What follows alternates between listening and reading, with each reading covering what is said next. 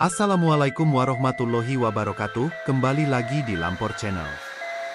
Semoga yang menonton video ini selalu diberi kesehatan, keberkahan, dan dilindungi dari segala hal yang buruk. Jangan lupa like, komen, subscribe dan tekan tombol notifikasinya sekarang juga, supaya tidak ketinggalan semua konten seru yang akan kita bahas di sini. Kali ini kita akan membahas kisah horor dan misteri menarik untuk disimak. Tanpa basa-basi langsung saja kita mulai ceritanya. Di sebuah desa tepatnya di Jawa Timur, terdapat sebuah legenda yang telah diwariskan dari generasi ke generasi. Desa itu terletak di antara pegunungan, dengan pemandangan yang indah, namun seringkali dihantui oleh kisah-kisah horor yang membuat penduduknya enggan membicarakannya. Salah satu kisah paling mengerikan adalah tentang pocong yang sering muncul di sekitar makam tua yang terletak di ujung desa. Pada suatu malam, di tengah musim kemarau, seorang pemuda bernama Dimas yang baru saja pindah ke desa tersebut mulai mendengar cerita tentang teror pocong itu. Dimas adalah orang yang tidak percaya pada hal-hal gaib, sehingga ia menganggap cerita-cerita tersebut hanyalah mitos yang diceritakan untuk menakut-nakuti orang. Dimas memutuskan untuk menyelidiki makam tua itu. Ia merasa bahwa sudah saatnya mengungkap kebenaran di balik cerita-cerita yang beredar. Dengan membawa senter, Dimas melangkah keluar rumah menuju ujung desa, tempat makam itu berada. Suasana malam itu terasa aneh. Langit gelap tanpa bintang, hanya cahaya rembulan yang samar-samar menembus awan hitam. Jalanan yang sepi, seakan tak ada kehidupan di sekitar sana. Angin malam berhembus pelan, membawa suara gemerisik dedaunan yang jatuh dari pohon-pohon besar di sepanjang jalan. Sesampainya di makam tua, Dimas merasakan sesuatu yang tidak biasa. Suasana sekitar terasa berat, seolah ada kekuatan tak terlihat yang mengawasi. Makam itu sudah lama terbengkalai, dengan batu nisan yang sebagian sudah rapuh dan tertutup lumut. Beberapa nisan terbalik, menambah kesan menyeramkan di tempat itu. Namun, Dimas tetap melangkah maju.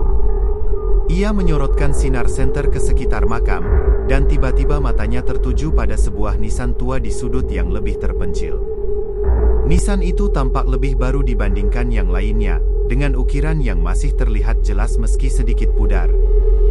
Nama yang terukir di batu itu adalah Siti Wulandari, seorang perempuan yang menurut cerita penduduk desa meninggal akibat penyakit misterius bertahun-tahun lalu. Tiba-tiba, suara terdengar dari arah makam. Dimas terkejut dan berbalik, namun tidak ada apa-apa di sana. Hanya angin malam yang berhembus. Ia mencoba menenangkan diri dan memutuskan untuk meninggalkan tempat itu, tetapi saat ia berbalik menuju jalan pulang, ia melihat sesuatu yang membuat darahnya membeku. Di kejauhan, di antara pohon-pohon besar, ada sebuah sosok putih yang melayang dengan tubuh terbungkus kain kafan. Sosok itu bergerak perlahan menuju makam, dengan langkah yang terhuyung-huyung, seperti sedang mencari sesuatu. Dimas memaksa dirinya untuk tetap berdiri, namun kakinya terasa sangat berat. Sosok itu semakin dekat, dan Dimas bisa melihat dengan jelas wajah pucat dengan mata yang terbuka lebar, kosong, tanpa ekspresi. Itu adalah pocong. Jantung Dimas berdebar kencang, dan tanpa berpikir panjang, ia berlari secepat mungkin meninggalkan makam. Namun, langkahnya terasa berat, seperti ada yang menariknya ke belakang. Semakin ia berlari, semakin dekat sosok pocong itu mengejarnya. Suara langkahnya yang berderak terdengar jelas di telinganya, dan angin dingin semakin menusuk tubuhnya. Pocong itu semakin dekat, dan Dimas bisa merasakan nafas dingin dari makhluk tersebut di lehernya. Dalam ketakutan yang luar biasa, Dimas akhirnya jatuh terjerembab ke tanah. Pocong itu berhenti tepat di depannya, tubuhnya terhuyung-huyung seperti sedang berusaha menyentuhnya. Dimas hanya bisa terdiam, tak mampu bergerak, seakan tubuhnya dibekukan oleh ketakutan. Tiba-tiba, sosok pocong itu mengeluarkan suara serak, seperti suara yang terhalang, dan berkata dengan pelan, "Tolong bantu aku." Dimas yang ketakutan dan bingung, akhirnya bisa mengumpulkan sedikit kekuatan untuk berteriak. "Apa yang kamu inginkan?"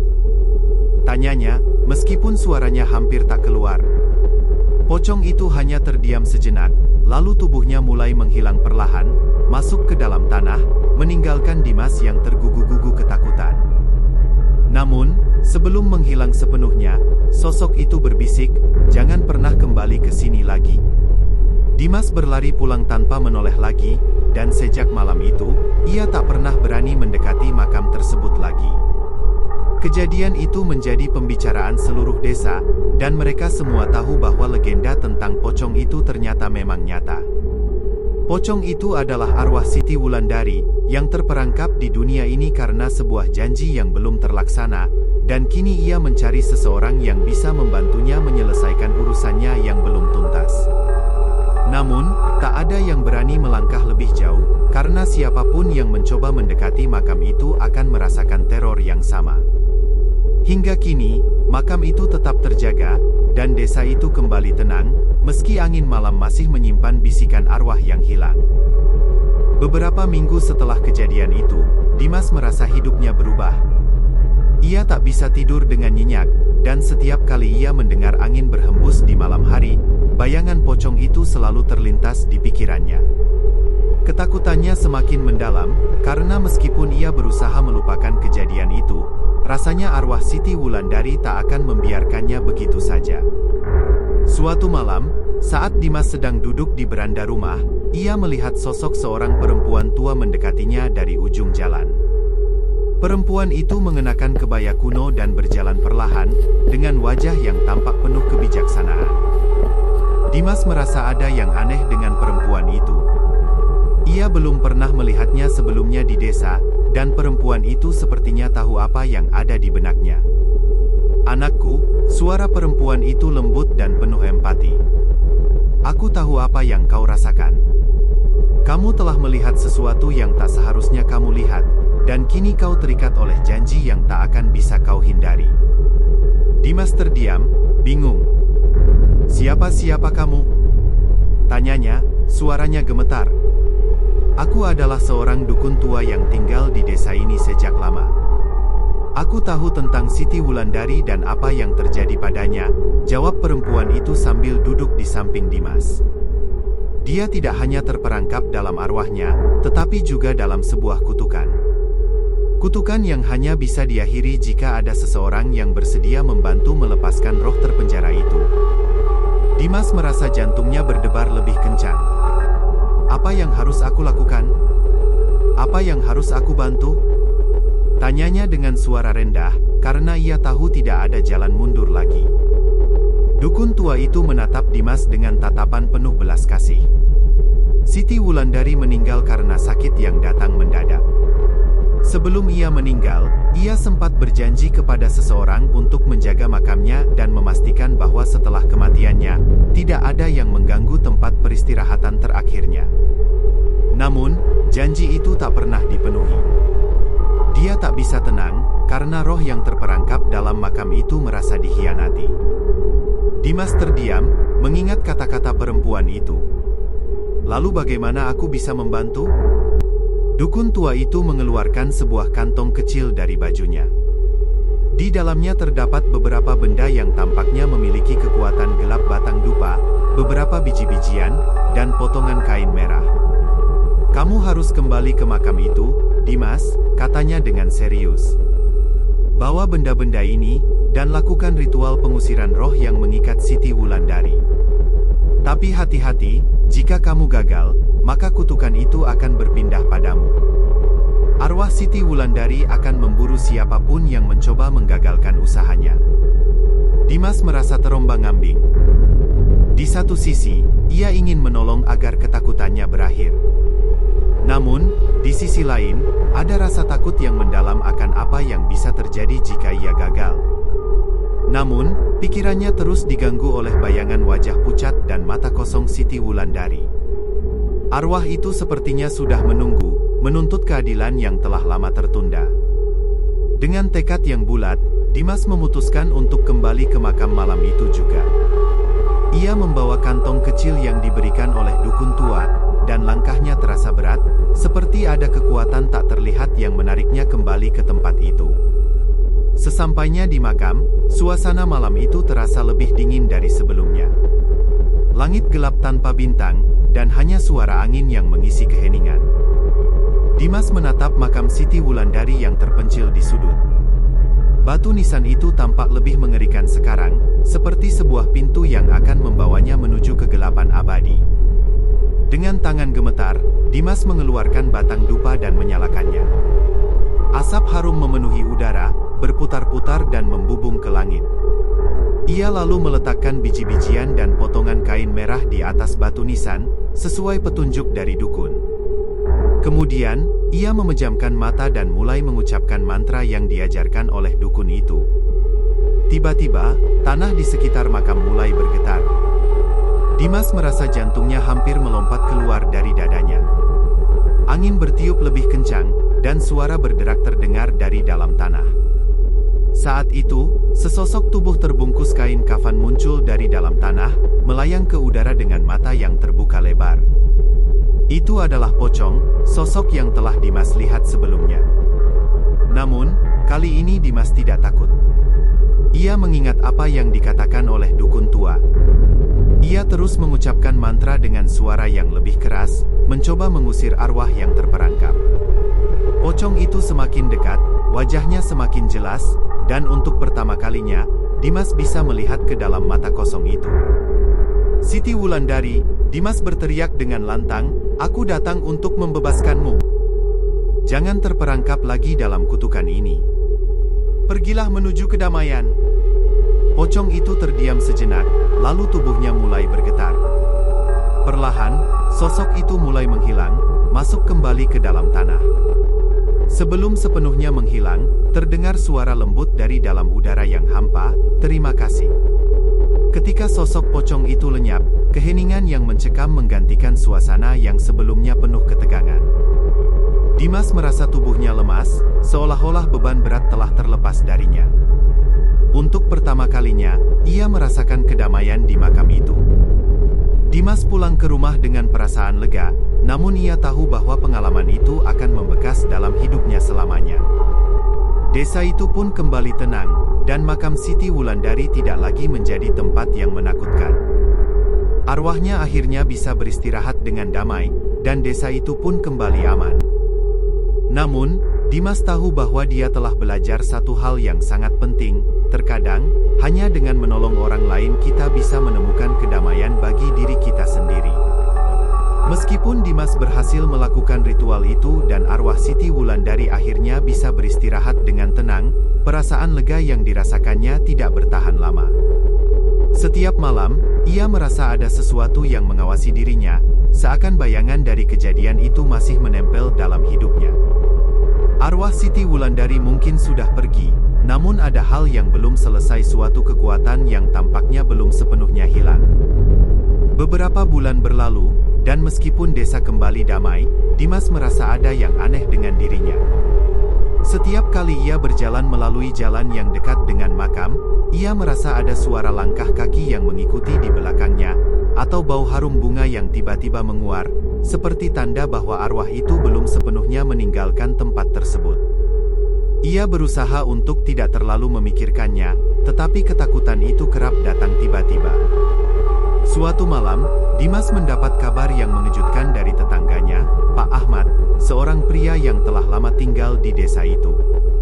Pak Ahmad bercerita bahwa beberapa orang yang pernah tinggal di rumah dekat makam sebelum Dimas pindah ke desa pernah mengaku melihat hal-hal aneh, seperti suara tangisan atau benda yang bergerak dengan sendirinya. Meskipun banyak yang menganggap itu hanya kebetulan, Pak Ahmad merasa ada sesuatu yang lebih dalam yang menghubungkan rumah itu dengan makam. Rumah itu sudah lama kosong.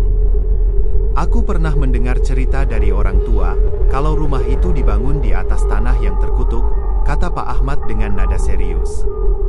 Mungkin, ada sesuatu yang belum sepenuhnya selesai di sana. Dimas merasa cemas. Ia tak tahu pasti apa maksud Pak Ahmad, namun cerita itu membuatnya ingat akan semua kejadian yang ia alami sejak pertama kali datang ke desa. Apakah mungkin ada hubungan antara rumah itu dan arwah Siti Wulandari? Apakah kutukan itu belum benar-benar terangkat? Malam berikutnya, setelah mendengar cerita tersebut, Dimas merasa tak bisa tinggal diam. Meskipun ia sudah melakukan ritual di makam, ada perasaan bahwa ada yang lebih besar yang tersembunyi di baliknya. Dengan tekad yang bulat, ia memutuskan untuk menyelidiki rumah kosong yang disebutkan Pak Ahmad. Rumah itu terletak tidak jauh dari makam, dan meskipun tampak rapuh dan sudah lama ditinggalkan, Dimas merasa ada sesuatu yang mengikat dirinya untuk kembali ke sana. Dengan langkah hati-hati, ia memasuki halaman rumah yang terbengkalai. Pagar kayu di sekeliling rumah sudah hampir roboh, dan pintu utama yang terbuka sedikit menambah kesan angker. Dimas menekan perasaan takutnya dan melangkah masuk. Di dalam rumah, suasana terasa sangat sunyi. Lantai kayu berderit di setiap langkah, dan udara di dalamnya sangat dingin. Setiap ruangan tampak kosong, dengan dinding yang terkelupas dan debu tebal yang menutupi semua permukaan. Namun, ada sesuatu yang aneh. Di setiap sudut ruangan, Dimas merasa ada tatapan yang mengikutinya. Ia bisa merasakan kehadiran yang tak terlihat. Saat ia melangkah lebih dalam, tiba-tiba ia terhenti di depan sebuah pintu yang tertutup rapat. Pintu itu tampak lebih baru dibandingkan yang lainnya, dan ada sesuatu yang mencurigakan dari cara pintu itu tertutup. Dengan hati-hati, Dimas membuka pintu tersebut dan masuk ke dalam. Di dalamnya, sebuah ruangan kecil dengan jendela tertutup rapat memancarkan cahaya rembulan yang samar. Di tengah ruangan, ada sebuah meja kayu tua dengan beberapa benda yang terlihat sangat kuno. Tapi yang paling mencolok adalah sebuah cermin besar di dinding sebelah kanan. Cermin itu tampak biasa saja, namun ada sesuatu yang tidak wajar.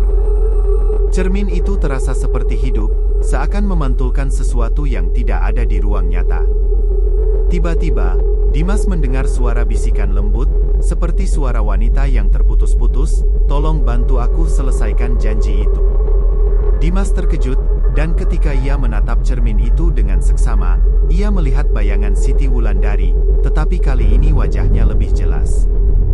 Sosok itu memandang Dimas dengan mata yang penuh harapan dan kesedihan, seolah-olah meminta bantuan sekali lagi.